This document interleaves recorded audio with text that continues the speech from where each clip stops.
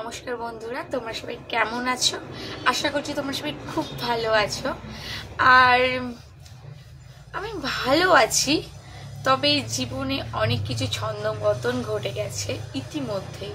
মানে আমার এত জীবনটা তো ওঠাপড়ার মধ্যে গেছে না, যে ভীষণ যে ভালো থাকা যায় এইটা আমার জীবনের মধ্যে নেই।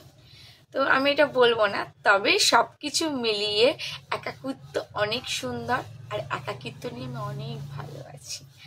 তো যাই হোক, আশা করছি যে যেখান থেকে আমার ভিডিওটা দেখছো সবাই খুব খুব ভালো আছো, আর সবাই খুব খুব ভালো থাকবে। যতই সমস্যা থাক জীবনে, তবুও চেষ্টা করবে না সবসময়, মানে ওগুলোকে সরিয়ে দিয়ে অন্তত একাকিত্ব যদি একবার বাঁচতে শেখো না, তাহলে জীবন অনেক সুন্দর, এত সুন্দর তুমি ভাবতেও পারবে না। যে জানালায় বসে একা একা বাইরের দৃশ্য, প্রকৃতির দৃশ্য দেখাটাও নিজের কাছে তখন ভীষণ মনোমুগ্ধময় লাগবে। তো আমার কাছেও ঠিক তেমন।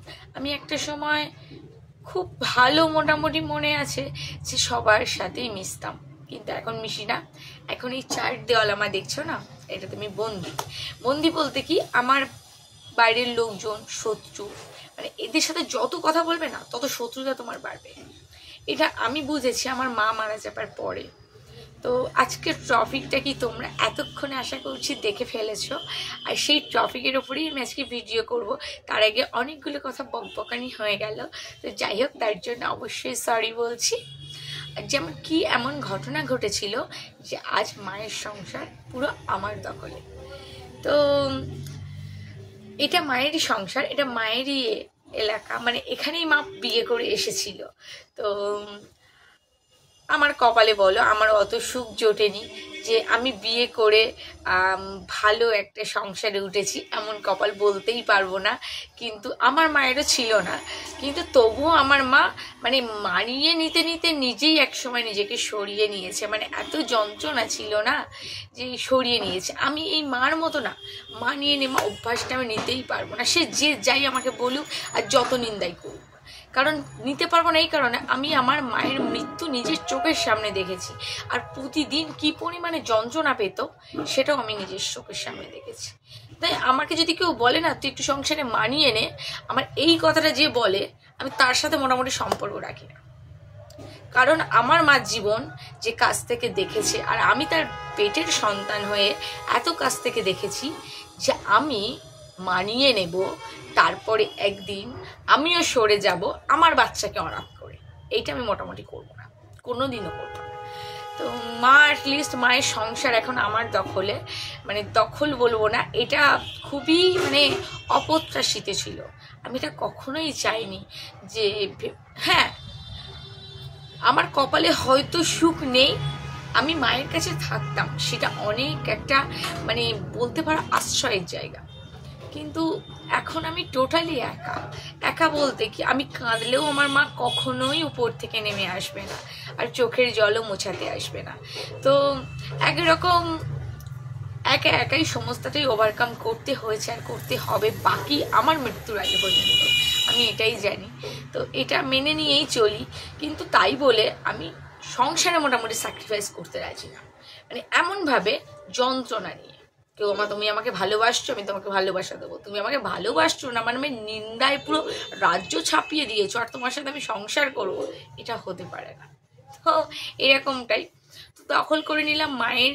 এই যে পিছনে এত কিছু আছে দেখছো না, যে একটু একটু করে করেছি, তো ওটা আমার বোন করেছে আলমারিটা পিছনে। তো যাই হোক না কেন, এগুলো কিছুই ছিল না যখন আমি ছোট থেকে বড় হয়েছি।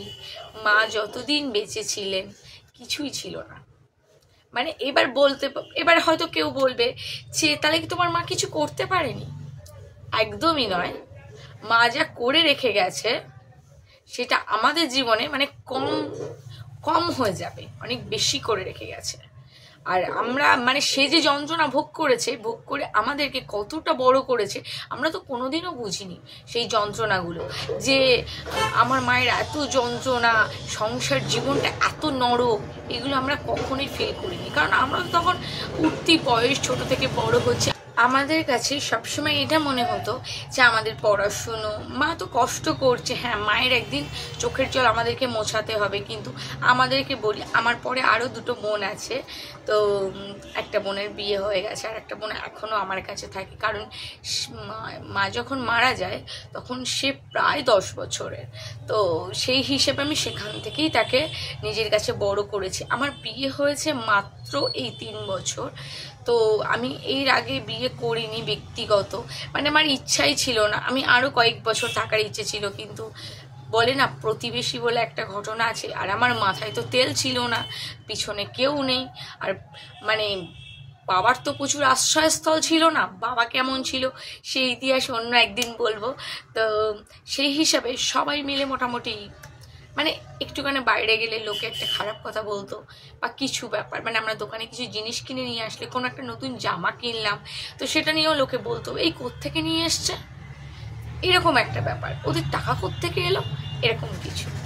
তো যাই হোক, সময়টা অনেক পেরিয়েছে, আর এই মায়ের ঘর দখল করে নিয়েছি, এই যে জায়গাটা, এই জায়গাটা হয়তো আমি দখল না করলে আমার বোন হয়তো বড় হতো না, আর আমাকেও হয়তো অনেকটা বেশি কোণঠাসা হয়ে থাকতো হতো, ও কোথায় বড় হতো নিজেই জানে না, আর নিজেই জানতো না যে কে কিভাবে ওকে রাখতো।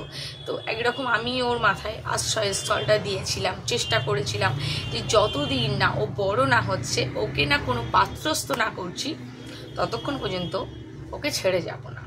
তো যে যাই হোক, এটা নিয়েই আমার হাজব্যান্ডের সাথেও আমার অনেক মতবিরোধ আছে, এটা বেকার বলবো না, মানে সম্পর্ক সবসময় দোটানায় চলে, মানে এমন একটা ব্যাপার না যে সম্পর্কটা মানে স্মুথ নয়।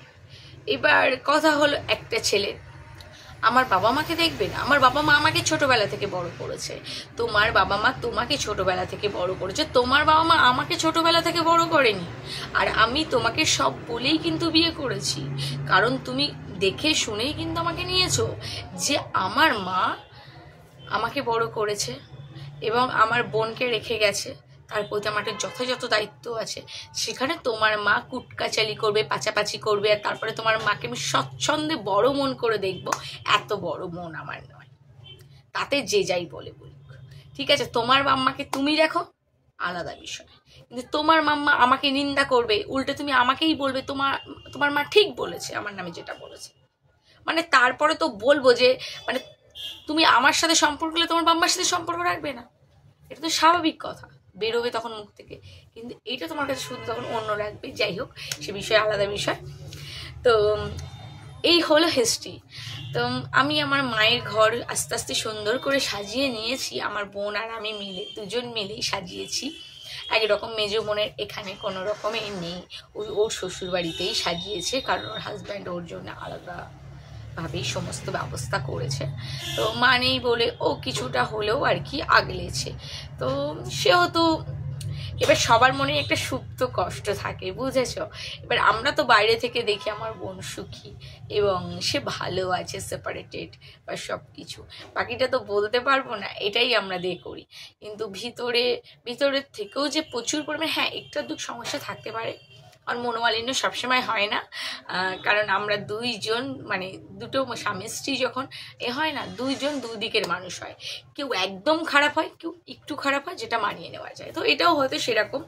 তো বোনাই এতটাও নয়, তো ও অনেকটা আর কি বোঝে যে ব্যাপারগুলো, যে হ্যাঁ মানে, তো কিন্তু এই যে নয় যে আমরা কখনো বোনাইয়ের কাছে কিছু চাই, বা সে কখনো মানে মনে হয়েছে যে বোন বিয়ে দিয়েছি বা ওখান থেকেই নিতে হবে, বা ওদেরও সেরকমটা মনে হয়েছে, এরকমটা নয় যে এখানে দিতে হবে, ও শুধু ওকেই ভালো রাখে, ওকেই রাখার চেষ্টা করে, ওর বউ বাচ্চা নিয়েই ওর পৃথিবী, কিন্তু ও আমাদেরকে নিয়ে, আমার শুধু কথা হলো আমার বোন, আমার মেয়ে, আর হাজব্যান্ডের কথা অবশ্যই চিন্তা করি, কিন্তু হাজব্যান্ড তো আমাকে ছাড়াই সে আম্মায়ের সাথেই বেশি ভালো থাকে, তো সেখানে তো আমার কিছু বলার নেই বলো, তো সেটা আমি বলবোই না, টোটালি বলবো না। তো যাই হোক, এক রকম, এক একজন এক এক রকম, কারণ এখানে কথা হয়ে থাকে যে বাম্মা মোটামুটি খারাপ, তোমার নামে যাই বলে বলুক, কিন্তু আমার কাছে বাম্মাই না, আমি তোমার হয়ে কিছু করতে পারবো না, হ্যাঁ তুমি মোটামুটি চুপ করে থাকবে, এগুলো সহ্য করে আমি তোমার জন্য সব করবো, আর যদি চুপচাপ না থাকতে পারো তাহলে আমি কিছু করতে পারবো না। তো আমার কাছে কথা হলো যে আমি আমার মায়ের এই সম্পত্তিটা দখল করে বসে আছি। তো এখানে আমার বাবা থাকেন না, আমরা 2 বোনই থাকি। তো এই যে জায়গাটা, এটা মোটামুটি সম্পূর্ণ মায়ের। আর মায়ের এখানে মা এখানেই মারা গেছে। আর এই যে স্মৃতিটা না, এই স্মৃতিটা আগলেই আমি সমস্ত জিনিস একটু একটু করে করেছি। যদি জানি না পরে কখনো তোমাদের ভালোবাসায় আর আশীর্বাদে অন্য কোথাও জায়গা কিনতে পারবো কি না, যদি পারি তবুও আমি এই স্মৃতিটাকে বুক দিয়ে আগলে যাব সারা জীবন। কারণ এখান থেকেই আমার জন্ম আর ছোট থেকে বড় হওয়া। যদিও আমি বেশিরভাগ সময় এখানে থাকিনি, কিন্তু তবুও আমি এখান থেকেই মোটামুটি কি অনেকটা সময় বিলং করেছি। আর এই জায়গাটা মায়ের স্মৃতি মানে কি আমার কাছে অনেক দামি।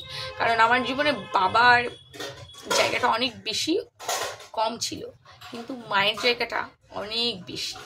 তো সেই দিক থেকে আমি এই জায়গাটা সুন্দর করে সাজিয়ে দেব। আর আমার বোনও মনমাট আমার সাথে প্রচুর হেল্প করে, কারণ ও এখন একটা কাজ করে, তাই জন্য হেল্প করে। তো সেই দিক থেকে আমরা এই দিক থেকে অনেক বেশি একটু মানে যে শুধু ইউটিউবের এতেই আমাদের যে করতে হবে এমনটা নয়, টুকটুক করে করা যায় এরকম একটা ব্যাপার। কিন্তু তোমরা অবশ্যই ভালোবাসা দিলে দ্রুত করতে পারবো, যেটা হয়তো 1 বছরে মানে অনেকটা লং টাইম লাগছে নিজেদের একটু একটু করে সঞ্চয় করে কাজ করতে, সেটা হয়তো তোমাদের ভালোবাসায় দ্রুত হতে পারে। তার জন্য তোমরা সবাই আশীর্বাদ করো যেন আমি আমার চ্যানেলটাকে একটু এগিয়ে নিয়ে যেতে পারি, আর যার ফলে মায়ের স্মৃতিটা রক্ষা করতে পারি।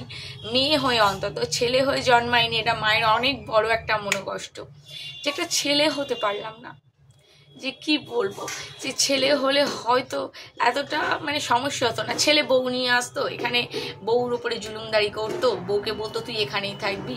কিন্তু আমার ক্ষেত্রে অনেক লড়াই করে জানো তো মায়ের এখানে থাকি, শুধুই মাত্র বোনকে কাস্টাডিয়ে করার জন্য। আর বোনের সমস্ত পরিষেবা বা সমস্ত কিছু। আর সব থেকে বড় বিষয় জানো তো, আমার নাই কুটকাচালি পাচাপাচি এলাকা আমার মোটেই পছন্দ নয়। সুতরাং আমি নিজের একাকিত্বটাকে প্রচণ্ড উপভোগ করি, আমার প্রচণ্ড ভালো লাগে এরকমভাবেই থাকতে। কারণ আমার ওই সব শাশুড়ির পাচাপাচি নিয়ে আমার দিন চলে না, বিশ্বাস করো। প্রতিদিন ঝামেলা করে, প্রতিদিন ঝগড়া করে আমার কোনো কালই কাটে না। সুতরাং আমার দরকার নেই, আমার এই একা জীবনই ভালো, একা জীবনে খুব ভালো আছি।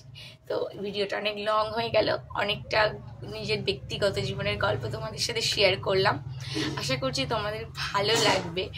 আর আমার চ্যানেলটা ভালো লাগলে অবশ্যই সাবস্ক্রাইব করে আমার পাশে থেকো। আর কি বলবো বলো তো, মানে এত গল্প জমে আছে না, তোমাদের সাথে গল্প করতে করতে শেষই হয় না। আজকে এতটুকু ভিডিও দিই, আবার কালকে অতটুকু ভিডিও দিই, মানে মনের মধ্যে যন্ত্রণাটা এত বেশি যে কোন দিক দিয়ে যে শুরু করব এটাই মাথা কাজ করে না। তো যাই হোক, আজকের মতো টাটা। হ্যাঁ।